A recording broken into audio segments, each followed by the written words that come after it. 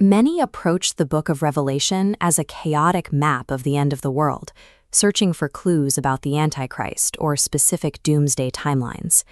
This confusion often stems from the expectations we bring to the text before we even read the first word.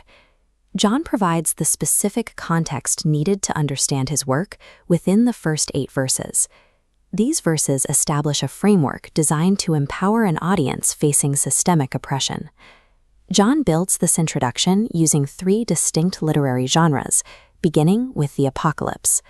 The Greek word apocalypsis translates to an uncovering or a laying bare. Verses 1 through 3 trace a specific chain of transmission. God grants the revelation to Jesus, who communicates it through an angel to John, who then delivers it to the reader. John includes a specific blessing for those who hear and keep the words of this prophecy. This uncovering pulls back the curtain on the visible world to show that God remains in control of history's trajectory. The second lens is the epistle.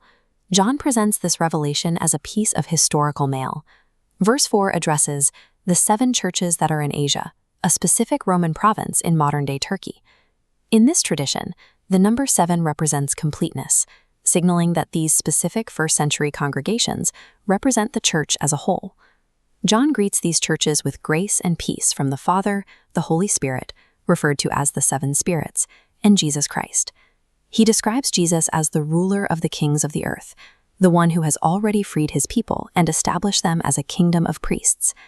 Situating the text as a letter reveals the pastoral intent behind the imagery. These visions were written to sustain people suffering under the weight of the Roman Empire.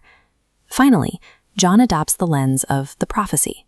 Drawing on the language of Daniel and Zechariah, verse 7 announces that Jesus is coming with the clouds. The statement that every eye will see him serves as a guarantee of inescapable justice for the powers that pierced him. Identifying these 3 genres allows us to see the later visions of monsters and beasts as symbols of the specific political and spiritual pressures facing these churches. In verse 8, the narrative shifts as a sudden voice interrupts the text to provide a divine signature. God declares, "I am the Alpha and the Omega." As the first and last letters of the Greek alphabet, Alpha and Omega signify that God's presence spans the entirety of time. God then uses the title Pantocrator, or Almighty, asserting sovereignty over all earthly authorities.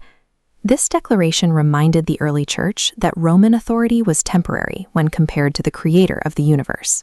The opening 8 verses define Revelation as a structured manifesto, assuring believers that the God who inaugurated history will also bring it to its conclusion.